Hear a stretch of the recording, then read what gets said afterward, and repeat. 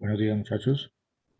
Para continuar con la tutoría del día anterior, quiero que hablemos de lo que es la política monetaria.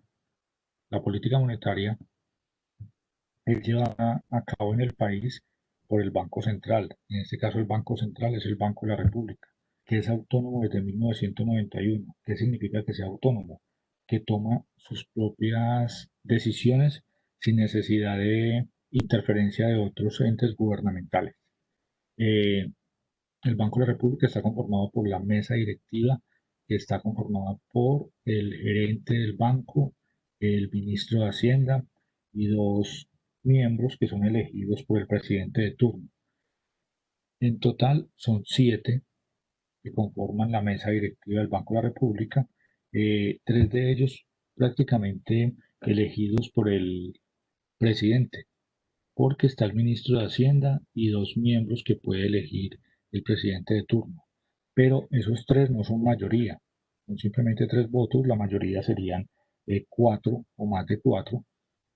Entonces simplemente el gobierno tiene unos votos allí, pero no tiene la última palabra. ¿Qué tarea le dieron al Banco de la República? El Banco de la República debe tener la inflación en el país. Ya sabemos que la inflación es el aumento generalizado de precios. Debe mantener la inflación a un 3% a largo plazo. Con esto me refiero que al final de cada año la inflación, más o menos que el aumento de los precios, haya sido del 3%.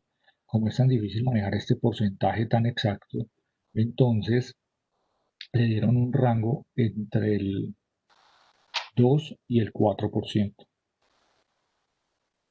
Allí lo que sucede es que si se pasa, si baja más del 2 o sube más del 4%, pues hay un llamado de atención allí porque en un país se necesita que la economía sea confiable, estable y para inversionistas tanto extranjeros como nacionales, se necesita que haya cierta confianza, que haya cierta estabilidad de precios para de esa manera también programar su producción. Resulta de que el Banco de la República tiene varios instrumentos para controlar esa inflación. Primero que todo, los economistas han identificado que cuando hay un gran volumen de dinero en el mercado, hay mucha circulación de dinero, hay mucha masa monetaria, los precios tienden a subir. ¿Por qué? Porque simplemente si yo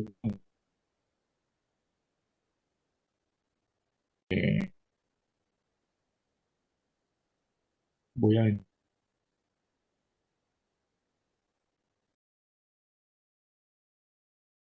caro ni nada, entonces lo que voy a hacer es,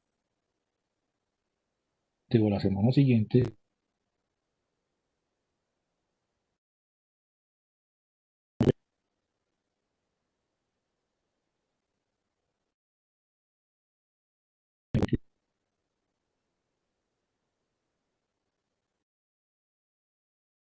comercial, eh,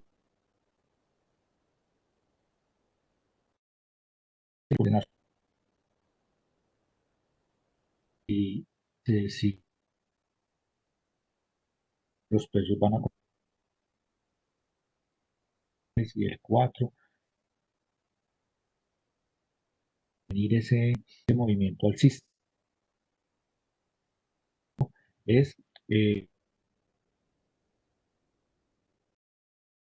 si el Banco de la República, carne, ni la leche, ni el transporte público, que es el que tiene la tarea. La República identifica la masa monetaria que es dinero en circulación, hace reducir ese dinero. Para reducir ese, son los que vamos a ver el de hoy. Para nosotros, banco,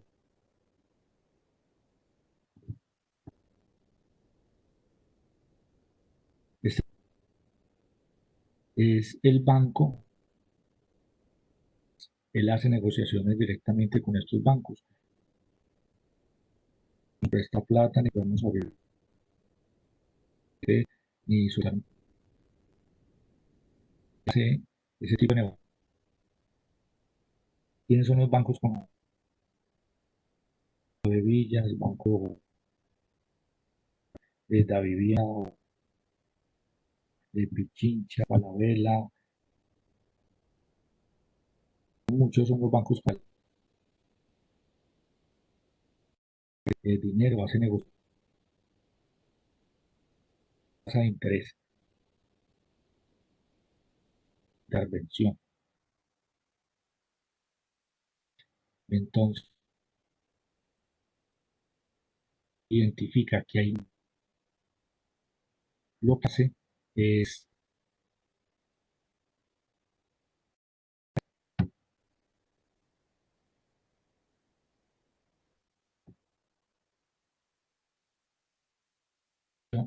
y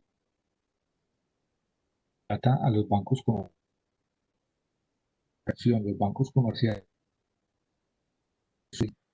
subir también esa mediación. Y aquí en comerciales deben las empresas. O sea, nosotros estamos pensando en ir al banco solicitar compra de vivienda, compra de un pasaje para irme para el exterior, para pasear, para lo que sea. Simplemente cuando vemos que esas tasas de interés son más altas, simplemente no las tenemos, decimos, no, está muy alta, me quedan muy altas las cuotas, a la hora de pagar ese crédito me queda un poco difícil, yo no voy a hacer ya el crédito ni de vehículo, ni de moto, ni de casa, ni de nada de eso. Entonces, simplemente miren que eso como que hace que la gente y las empresas se frenen y no vayan a los bancos a solicitar dinero prestado. Si no van a solicitar dinero prestado a los bancos, entonces el dinero circulante disminuye. Y al haber menos dinero circulante, la inflación o los precios de los bienes y servicios también disminuye. ¿Por qué? Porque simplemente cuando hay menos masa monetaria, de pronto ustedes no todos tienen la misma masa monetaria que hablábamos ahorita al inicio, yo voy y les vendo los lapiceros. Puede que de los 17 estudiantes, 15 me compren lapiceros. Perfecto. Pero yo voy a 1.000 pesos. Yo voy dentro de 8 días a venderle los lapiceros a los mismos 1.000 pesos y puede que ya no me lo compren los 15, me compren nada más 12. Y aparte de eso, los 12 que lo compraron me dijeron que estaba como caro a 1.000 pesos. Entonces, miren que cuando hay menos, cuando hay menos dinero circulante, los precios tienden a disminuir, a estabilizarse o a disminuir. Entonces, ese fue el efecto que consiguió aquí el Banco de la República simplemente subiendo la tasa de interés. Sube la tasa de referencia, los bancos comerciales se ven obligados a subir la tasa de intermediación y al subirnos la tasa de intermediación baja la cantidad de dinero que hay en circulación y se estabilizan los precios. Los precios también disminuyen o se estabilizan. Pero ¿qué sucede si lo que identifica el Banco de la República es que la inflación está muy bajita y no va a cumplir con la meta del 3% al fin de año? Lo que hace es la situación contraria. Lo que pasa es que aquí el Banco Central lo que va a tener que hacer es, ahorita dijimos que aumentar la tasa de interés, en este momento es disminuir la tasa de interés. Cuando el Banco Central disminuye la tasa de interés a los bancos comerciales también disminuyen su tasa de interés. Entonces, le van a cobrar menos interés a las personas y las empresas y las personas van a ir más a solicitar créditos para vivienda, carro, para estudiar, para montar un negocio, para lo que sea. Van a solicitar más dinero en el banco. Y al solicitar más dinero en el banco, va a haber más dinero en circulación. Y al haber más dinero en circulación, pues se van a vender más los bienes y servicios y los precios van a tender a subir también. Entonces, miren que es el efecto de subir o bajar las tasas de interés. El que tiene esa potestad es el Banco Central, en este caso para nosotros, el Banco de la República. Y de esa manera simplemente va a controlar la inflación. Esta no es la única, esta no es la única herramienta que tiene el Banco de la República, tiene otras herramientas que ya las vamos a mirar.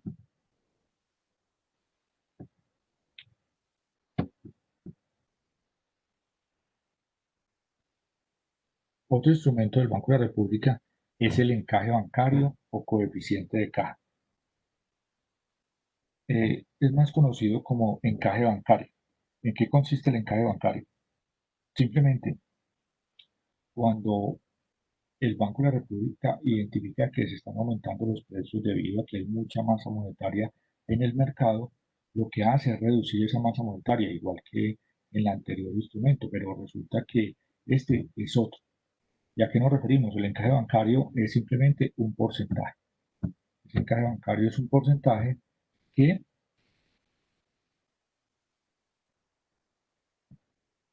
estipula el Banco de la República para nosotros, para otros países, el Banco Central.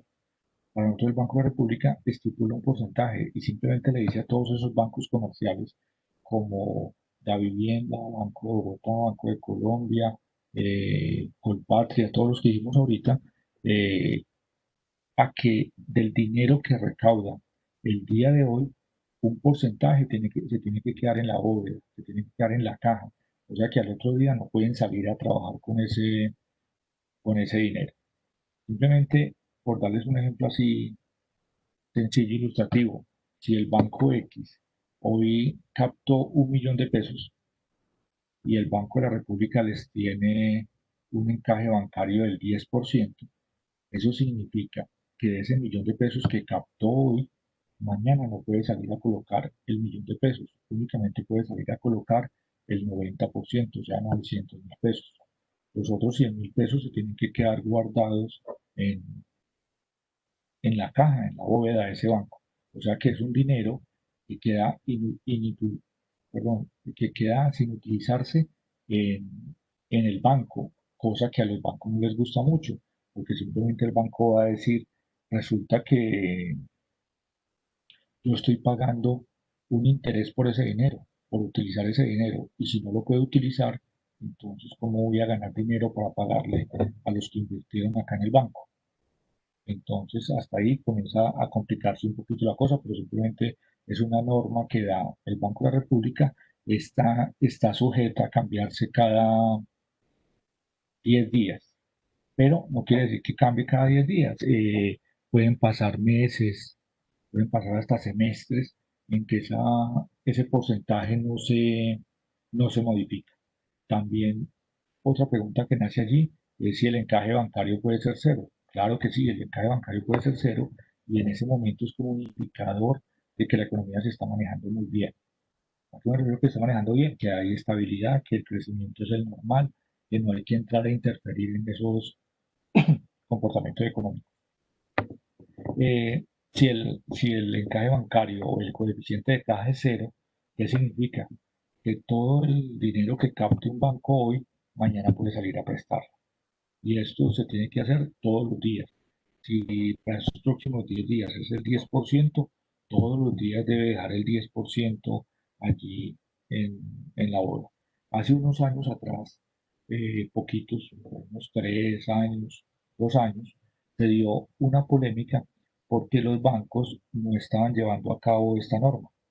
Simplemente todo el dinero que captaban hoy, al otro día salían a prestarlo y simplemente, como el Banco de la República se da cuenta de esos movimientos, colocaba una sanción. Pero los bancos decían que era más barato pagar la sanción que dejar ese dinero en, en la obra.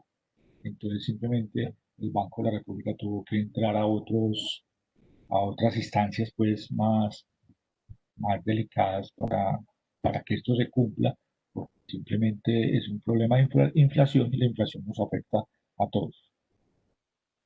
Hace unos años atrás, algunos de ustedes no habían nacido, tuvimos un presidente muy ligado por allá con el cartel del Valle y por unos movimientos que hicieron económicos como muy muy poco apropiados. Simplemente se comenzó a dar una inflación, un manejo económico supremamente mal. El banco en ese momento tuvo que estipular un encaje bancario del 100%. ¿Y a qué me refiero con un encaje bancario del 100%? Que simplemente todo el dinero que entrara al banco hoy, mañana no podían salir a trabajar ni con un peso de ese dinero, tenía que hacer todo guardado. Entonces los bancos simplemente pusieron el grito en el cielo porque dijeron, ¿qué sucede? ¿Qué va a suceder con nosotros? Si simplemente ese es el trabajo del banco, captar dinero a un bajo interés, colocarlo a un interés más alto para ganar dinero. Con esa plata vamos a poder pagar la operación, vamos a poder pagar lo de nómina, vamos a poder pagar intereses, vamos a poder pagar, si no podemos trabajar el dinero, entonces ¿cómo vamos a responder? Entonces, fue supremamente delicado, fue muestra simplemente de un gobierno muy mal llevado, entonces hay que poner mucho cuidado con eso. Aparte de eso, quiero que tengan en cuenta que el sector financiero, sector bancario de un país es como el pulmón de la economía. ¿A qué me refiero con eso del pulmón de la economía? Me refiero que simplemente es como el apoyo a que la industria, la producción y el crecimiento se dé. Les voy a dar un ejemplo también muy sencillo. Simplemente yo tengo una idea de negocio en este momento y esa idea de negocio ya hice el proyecto y sacando el presupuesto que necesito para ese proyecto son 100 millones de pesos. Pero cuando me voy al banco y miro cuánto tengo en mis ahorros, veo que tengo 10 millones de pesos nomás. Me faltan 90 millones de pesos. Entonces, como no tengo los 100 millones, simplemente tengo que recurrir al sector bancario. Cuando vaya al sector bancario, yo les cuento qué es lo que tengo en mente, cuál es mi proyecto, me prestan los 90 millones de pesos, con eso ajusto los 100 millones de pesos, arranco mi negocio, arranco a trabajar, pago las cuotas, pago intereses, pero cuando monte mi negocio también genero empleo, compro materia prima, pago impuestos, pago arrendamiento, pago servicios públicos, pago una cantidad de cosas. Entonces, miren que con ese negocio que monté, se dinamizó la economía y gracias a ese,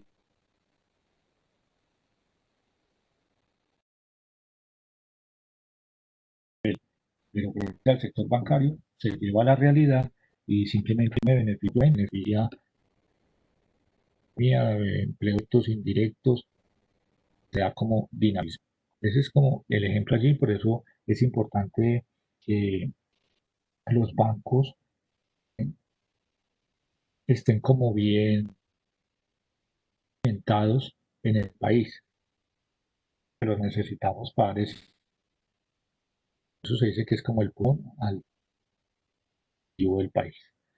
Entonces, muchachos, este es el encargo bancario, o otro simplemente hizo el Banco de la República, perdón, para aumentar o disminuir, que sea aumentar el encaje bancario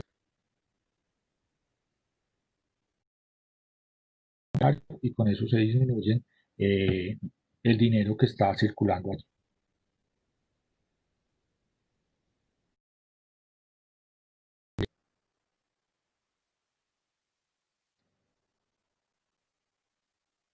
Las operaciones de mercado abierto, son las operaciones de mercado abierto. Este se dice que es la principal herramienta que tiene el Banco de la República para controlar la inflación.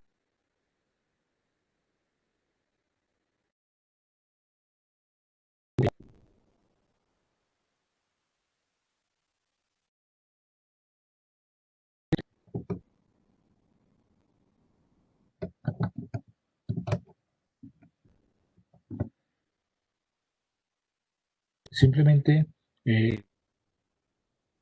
y los coloqué con eso, con la mano monetaria. Mucho cuidado con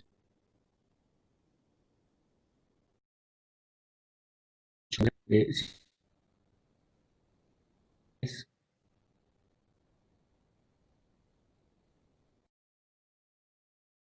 accionistas, los otros 17 o 18, 100.000 millones de pesos para invertir, participar en ese.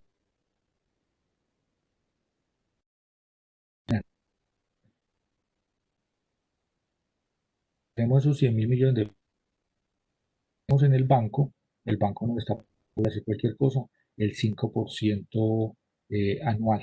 Pero si optamos por adquirir un TES, un bono del Estado, el Estado nos brinda una tasa más llamativa y simplemente nos dice que nos va a pagar al 6% anual y es un punto por encima y en tanta plata es significativo. Entonces, resulta que nosotros vamos, compramos o la institución financiera van y compran ese título del Estado. ¿Qué hace el Banco de la República? Entrega un poder, un papel, por decir algo. Entrega un papel donde figuren allí los 100.000 millones de pesos a favor de fulano tal, con una tasa de interés anual, por decir algo, del 6%. ¿Qué hizo el Banco de la República en ese momento?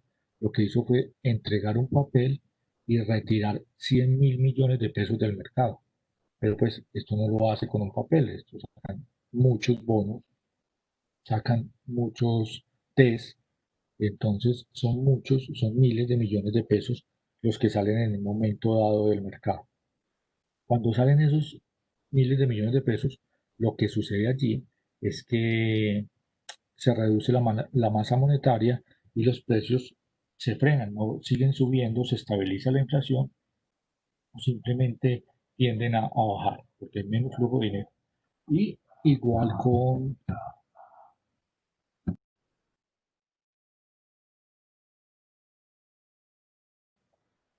igual con si el Banco de la República identifica que hay muy poco dinero circulante y por eso los precios están como eh, disminuyendo o se están estancando. Entonces lo que sucede allí es que el banco sale y recoge los títulos del Estado. Le dice al público, ya es, cumplió el tiempo, ya es hora de recogerles, traigan, les entrego el dinero más los intereses que se generó por el tiempo de estar aquí. Entonces, cuando recoge el Banco de la República esos test, lo que sucede allí es que el banco recibe un papel, por decirlo así, y inyecta a la economía, inyecta al mercado cantidad, miles de millones de pesos, entonces se aumenta la masa monetaria. Cuando se aumenta esa masa monetaria, sucede una cantidad de cosas, pues hay más dinero en circulación, los bancos tienen más dinero para prestar, eh, se da como una competencia allí entre bancos y también puede tener el efecto de disminuir la tasa de interés. Las personas y las empresas tienen más facilidad para ir a adquirir un crédito y inmediatamente bajan, inmediatamente sube esa masa monetaria. Cuando las empresas, por decir algo, van, dicen voy a abrir otro almacén, voy a abrir otra sede, otra sucursal o otra planta de producción, simplemente generan más empleo, compran más materia prima, pagan más impuestos, o sea que se da ese efecto económico como de economía expansiva, realmente está generando más. Hay que poner mucho cuidado, pues que eso sea controlado, porque si es mucho, ya los precios de inflación ya hacen que nuevamente toque que aplicar políticas contractivas. Pero pues esto tiene que ser en un equilibrio muy bien llevado. Hay algo importante para resaltar allí. Lo que les he dicho hasta ahora pareciera que es supremamente sencillo, entonces subamos la tasa de interés y listo, ya se estabilizan los precios, bajemos la tasa de interés y ya se estabilizó tal cosa en la economía. No, no sucede con esa facilidad ni con esa velocidad.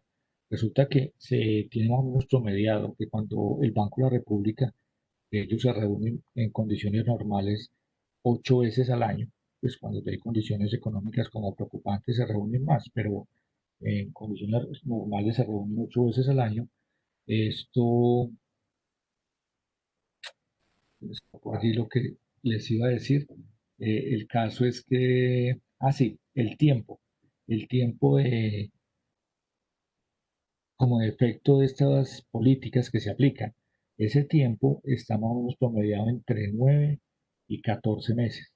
O sea que si el Banco de la República toma una decisión hoy de aumentar el encaje bancario, de negociar más de la tasa de intervención o tasa de referencia, se van viendo más o menos los resultados de 9 a 14 meses después. O sea que no es inmediato, ni siquiera en el mes siguiente que ya vamos a ver efectos. No, simplemente es un poco más largo. Pero el problema allí es el siguiente. Si se tomaron las decisiones y la herramienta adecuada y los porcentajes adecuados, pues vamos a tener resultados muy positivos al cabo de 9 meses como mínimo. Pero si no se tomó la decisión acertada, entonces, imagínense cuando a los 9 meses nos damos cuenta de que esa no era la alternativa adecuada, se toma otra decisión como para corregir la anterior y hay que esperar otros 9 o 10 o 11 meses para ver los efectos. Entonces, por eso es que tienen que tomar eso personas con mucho conocimiento económico, que conozcan de del comportamiento económico del país, que conozcan de las tasas de intereses, también la influencia de la economía internacional es muy importante, es muy importante. Entonces ellos tienen que analizar una cantidad de cosas para saber simplemente si deciden pasar, por decir cualquier cosa, el encaje bancario de 10 a 20 o simplemente quieren pasar el encaje bancario del 10% a cero. Entonces tienen que tener unas bases, unos unos conocimientos previos y unos datos supremamente bien soportados para tomar este tipo de decisiones. Entonces, muchachos, más o menos, en resumidas cuentas, esto es lo que quería decirles en la tutoría anterior. Esta es la política monetaria ejercida por el Banco de la República. Hay otra política que también les voy a hablar más adelante. Pienso que en la tutoría, por ejemplo, la política cambiaria y otra política de la que les acabé de hablar la noche anterior, que era de la política ambiental, que en este momento está tomando mucha fuerza y es importante que ustedes lo dicen a fondo también. Esta política monetaria eh, se aplica en todos los países.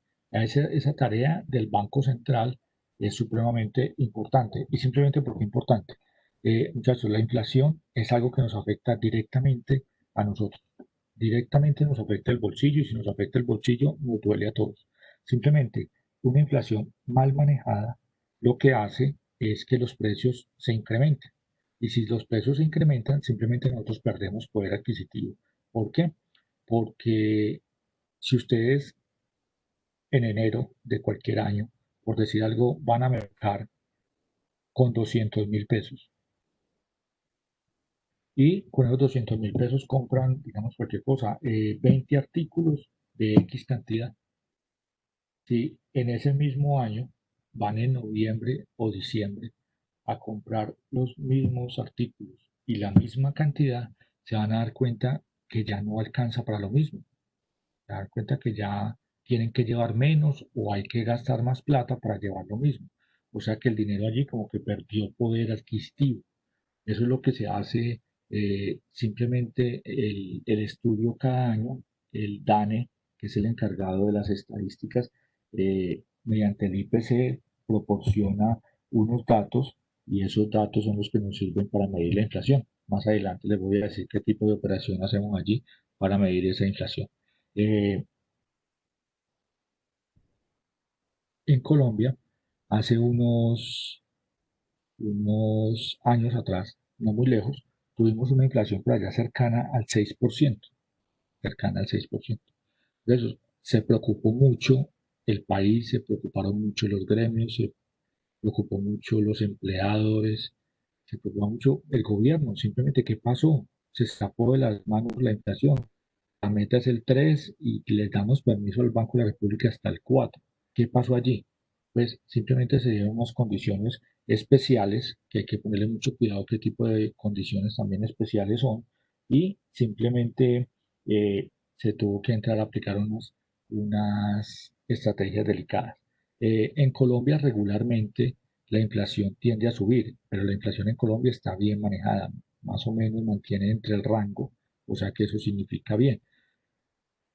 Cuando la inflación estuvo al 6%, se prendió como una alarma en el país, supremamente preocupante. ¿Qué está pasando? Los inversionistas, tanto nacionales como extranjeros, como que se asustaron mucho, fue muy preocupante. Pero, digamos, en esos otros países como Venezuela, en, en años pasados no muy lejanos, se ha hablado de 1,5% la inflación. Eso es supremamente delicado. Lo otro es que eh, el problema de la inflación no es nuevo, eso ha venido desde tiempo atrás y esto ha reflejado unos efectos devastadores en la economía. Por ejemplo, unos países que han experimentado eh, inflaciones muy altas, sin hablar ahorita de Venezuela, han sido, por ejemplo, Brasil, Argentina y Alemania. Hay unos libros por allá de economía de los que me he leído que sacan un, un ejemplo muy ilustrativo, muy claro, como para hacer una percepción de lo que sucede con ellos. Por decir algo, cuando se da una inflación tan alto, la gente ya casi no quiere tener dinero. Lo que quiere es gastarlo ya, inmediatamente lo tome, gastarlo ya, porque simplemente los efectos de la inflación hacen que de un día a otro el dinero ya no valga lo mismo. Entonces voy a decirles este ejemplo como tal. Hoy tengo 5 millones de pesos y me lo quiero gastar hoy. No quiero quedarme con este dinero hasta mañana. ¿Saben por qué? Porque simplemente con este dinero hoy 5 millones me puedo comprar una moto. Pero si yo me quedo con este dinero hasta mañana, debido a los efectos de la inflación, muy fácilmente esa moto mañana ya no vale 5 millones de pesos, ya vale 5 millones 100. O sea que ya no la puedo comprar. O me toca que tomar dinero de otro lado, pero con unos 5 millones que la podía comprar ayer, hoy ya no la puedo comprar. O si me espero 2 o 3 días más, pues ya va a valer no 5 millones 100, sino 5 millones 300 o 5 millones 400. Cada vez se me va a escapar más de, de las manos. O sea que quiero gastar el dinero hoy, inmediatamente, porque cada día va a ir perdiendo valor. El ejemplo del que les hablaba es que por allá cuando este señor Hitler, que simplemente estaba pensando únicamente en la parte bélica, en la parte de armamento, en la parte de soldados, comenzó a imprimir demasiado dinero, todo lo invertía en materia prima para la producción de la guerra, porque la meta de él, el objetivo de él era ser el rey del mundo, pues apoderarse del mundo. Eh, Esto lo que causó fue un problema de inflación muy alto allí en ese país. Entonces, dan un ejemplo como así, es simplemente un ejemplo, pero para que lo captemos fácilmente. Resulta que una señora fue a comprar el pan y cuando fue a comprar el pan, simplemente identificó, pues era tanto lo que valía el pan que tenía que llevar la plata en una carreta. Como no pudo entrar la carreta a la panadería, entró a la panadería a comprar, a pedir el pan y cuando salió, la habían robado la carreta. El dinero se lo habían dejado ahí tirado en el suelo.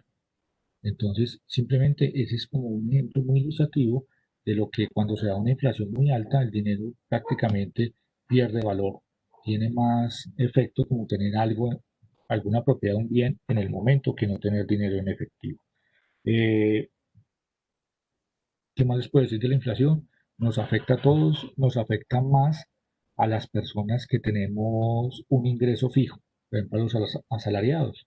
Simplemente eh, me queda más difícil a mí acomodarme a los nuevos precios o al alza de precios cuando mi salario es fijo, porque yo no puedo ir a la empresa a la que yo trabajo a decirle, señor empleador, me subieron la panela a 100 pesos, aumenteme 100 pesos en el salario. Y me va a decir, eso no es posible, a usted se le aumenta el sueldo es cada inicio de año. Entonces, allí cada vez me voy a ver más afectado. Entonces, por eso es que es importante que esa inflación sea baja y estable y controlable, claro. Entonces, para que lo tengan en cuenta, eh, ese es el efecto. Otra política que quiero que hablemos hoy es de la política fiscal. ¿A qué me refiero con la política fiscal? Cuando hablamos de política fiscal simplemente nos referimos al fisco. El fisco se refiere a todos esos ingresos que tiene el gobierno. ¿De dónde tiene ingresos el gobierno? La mayoría de los impuestos de las personas y las empresas. Entonces resulta que con todo ese dinero que se recoge el dinero, perdón, con todo ese dinero que se recoge el gobierno de las personas y las empresas, lo que hace es darle un destino a ese dinero. Y ese destino lo tiene que hacer en el gasto público. Y el gobierno tiene mucho en qué gastar plata. El gobierno tiene que pagar mucha nómina, muchos eh, ayudantes que hay en el gobierno, sueldos altos, tiene que pagar también profesores públicos, tiene que pagar médicos, enfermeros, obviamente tiene que pagar guardaespaldas, soldados, policías, eh, también hace puentes, viaductos, carreteras, escuelas, universidades, bibliotecas, hace una cantidad de cosas y tiene que gastar mucho dinero, por eso lo tiene que recaudar. El colombiano regularmente tiene una percepción como negativa frente a los impuestos. ¿Y por qué tiene una percepción negativa? Porque muchas veces dice, ¿qué sucede con todo ese dinero que estamos aportando los colombianos? ¿Por qué no se ve reflejado como en la salud? ¿Por qué no se ve reflejado como en el bienestar de las personas? Entonces, suceden cosas muy particulares en muchos países, digamos, diferentes a Colombia. Se da, por ejemplo, actos de corrupción. Muchas veces los dineros se van para otras partes o lo que se hace con sobrecostos. Entonces, una obra que valía 1 millón de pesos ya no vale 1 millón de pesos, sino que vale 1.500.000 o 2 millones de pesos, se duplica o se triplica o suceden una cantidad de cosas especiales. Entonces, simplemente cuando se le da ese mal manejo a esos recursos, comienza a darse un déficit. Y el ejemplo como más clarito que les puedo decir allí es que si mis ingresos son de 1 millón de pesos, pero mis gastos mensuales son de 1.200.000, esos 200.000 pesos que me estoy gastando de más, simplemente tienen que salir de algún lado, simplemente tienen que aparecer de algún lado y si no va quedando ese hueco ahí. Y si va quedando ese hueco, va creciendo la deuda y va creciendo los intereses que tengo que pagar por ese déficit. Entonces, igual sucede con el país. Si el recurso bien invertido, no está bien dirigido, no está bien direccionado, por decirlo de alguna manera, entonces simplemente se va creando un déficit. Y ese déficit es simplemente muy preocupante para nosotros. ¿Por qué preocupante? Porque el gobierno simplemente identifica cada vez que tiene un, un faltante allí que no tienen de dónde cubrirlo, se les viene dos palabras mágicas a la mente, por decir algo, que son reforma tributaria. Y para mí reforma tributaria es como una forma dulce de decir, les vamos a aumentar los impuestos. Entonces, cuando van a aumentar los impuestos, simplemente a nosotros nos afecta, nos vemos, eh, se ve disminuida la capacidad de nosotros para invertir, para gastar, para ahorrar, para pasear o simplemente para darle cualquier destino que queramos. Y ya no tenemos que pagar, por decir algo, un 30% de impuestos, sino un 35% de impuestos, pues simplemente es dinero que ya no dispongo con él en el bolsillo, sino que es un dinero que tengo que pagar, eh, dinero que tengo que pagar al gobierno. Entonces, esa parte ahí, en muchas ocasiones el colombiano lo ve como de manera negativa, lo ve como de manera negativa, cosa diferente donde en otros países simplemente de ese presupuesto que se hace cada año, al año siguiente casi que no hay sobrecostos, a cambio se sobra dinero, por decir algo, si para este puente pidieron 5 millones de pesos, eh, al año siguiente, en vez de decirle a sus habitantes, no valió 5 millones, sino que valió 10. No, allá es al contrario, no valió 5 millones, valió 4 millones o 4,5 millones. Entonces la gente se siente como respaldada, como tranquila, como complacida de que le estén dando muy buenos usos a esos recursos y paga los impuestos como de una manera más positiva. Eh, Muy bien, aquí ustedes me dicen, pero ¿dónde sucede eso? Eso sucede por allá en Canadá, sucede en Japón, sucede en Finlandia, en Noruega, en Suiza. En esos países suele suceder. En otros países latinoamericanos, no quiero decir cuáles, eh, yo creo que es como difícil o imposible que se dé algo de esa manera. Muy bien, muchachos.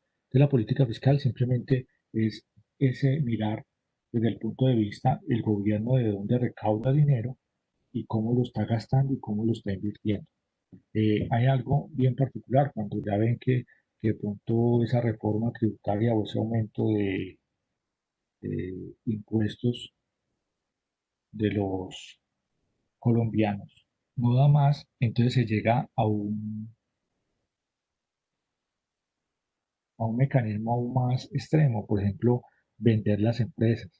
Por ejemplo, hace muy poquito, en un gobierno pasado, cuando se vendió la empresa de Isagen, todavía me duele mucho ese hecho de mucha tela de donde cortar allí, eh, por muchas cosas.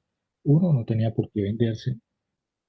Dos, todos los países del mundo antes están intentando, los que ya por allá en el pasado intentaron, vendieron sus empresas energéticas, en este momento las están intentando comprar, porque eso es supremamente importante para cada país.